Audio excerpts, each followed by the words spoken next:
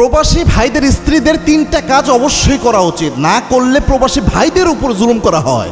এবং খুব গুরুত্বের সাথে বর্তমান যেহেতু বেশি সমস্যা হচ্ছে, এটা আমাদের সবার জেনে নেওয়া উচিত। এই যে প্রবাসী ভাইয়েরা, তারা কিন্তু রক্ত ঘাম বানিয়ে তারা অর্থ উপার্জন করে দেশের মানুষকে পাঠায় এবং পরিবারকে সচ্ছল করার জন্য তারা চেষ্টা করে। তাদের সাথে গাফলতি কোনোভাবে মেনে নেওয়া যায় না। এজন্য এক নাম্বার, প্রবাসী ভাইদের স্ত্রী যারা আপনারা রয়েছেন, আমার যে ভাবিরা রয়েছেন, আপনাদের কাছে যাদের কাছে আলোচনাটা পৌঁছাচ্ছে, যারা শুনছেন, একটা প্রথম যে জিনিসটা মাথায় রাখবেন সেটা হচ্ছে, আপনি যখন আপনার স্বামী আপনার অবর্তমান অবস্থায় রয়েছে, আপনার অনুমতি নিয়েই তো আপনার স্বামী গিয়েছে দেশের বাইরে আপনার কল্যাণের জন্য, আপনার পরিবারের কল্যাণের জন্য। আপনার যেটা করতে হবে, নিজেকে হেফাজত করার জন্য হলেও আপনার বেগানা পুরুষ যারা রয়েছে তাদের সাথে আপনি একটি কর্কশ ভাষায় কথা বলবেন।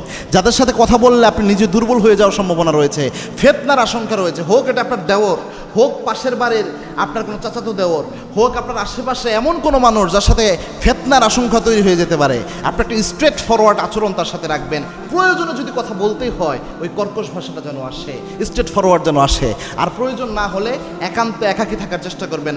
একটা মহিলাদের কমিউনিটিতে, দিনদার বোনদের কমিউনিটিতে থাকার চেষ্টা করবেন, যাতে ফিতনায় চলে না যান। 2 নম্বরে যে কাজটা অবশ্যই করবেন সেটা হচ্ছে, আপনার স্বামীর জন্য সব সময় আপনার দোয়ার রাস্তা যেন খোলা থাকে। আপনি হাত তুলছেন, আপনার জন্য দোয়ার আগে আপনার স্বামীর জন্য দোয়া করবেন। মনে রাখবেন, আপনার স্বামীর যে কত বড় স্যাক্রিফাইস, এটা হয়তো আপনি নিজেও বুঝেন না। একজন পুরুষ বুঝে এটা কত বড় স্যাক্রিফাইস। সে কত স্যাক্রিফাইস করে সে পড়ে রয়েছে আপনার জন্য, কত দূরকে দূর বাদ। এই জন্য সবসময় দোয়ায় তাকে সামিল রাখেন। 3 নাম্বার, একটা কাজ করবেন, তার সম্পদে কখনো অপচয় করবেন না।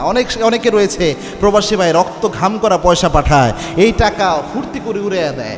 হয়তো কসমেটিক্স কিনতেছে উড়াধুরা, শপিং করতেছে উড়াধুরা, কোনো হিসাব নিকাশ নাই, কোনো সেভিংসের কোনো চিন্তা ভাবনা নাই। এরকম করলে সে এই যে কয়েক বছর যে আপনাকে রেখে তার যৌবনকে সে এখানে কোরবানি করলো, রক্তকে ঘাম বানিয়ে ফেললো, এই সব কিছু বৃথা যাবে। এই জন্য চেষ্টা করবেন সে যে সম্পদগুলো পাঠায় এগুলো যেন রক্ষণাবেক্ষণ করে খুব অল্প মিতব্যয়ী হয়ে এগুলো যেন আপনার খরচ করা যায়। যতটুকু প্রয়োজন খরচ করেন, বাকিটা যেন সেভিংস করা যায়, সে যেন দ্রুত চলে আসতে পারে এবং ওই টাকাটা দিয়ে একটা ভালো কিছু করতে পারে।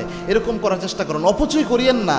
স্বাভাবিক একজন হাজবেন্ড তার স্ত্রীর সাথে আছে, এই অবস্থায় স্বামীর সম্পদ অপচয় করা ঠিক না। আর একজন প্রবাসী ভাইয়ের সম্পদ অপচয় করা, এটা আরও বেশি মারাত্মক, আরও বেশি জঘন্যতম অপরাধ।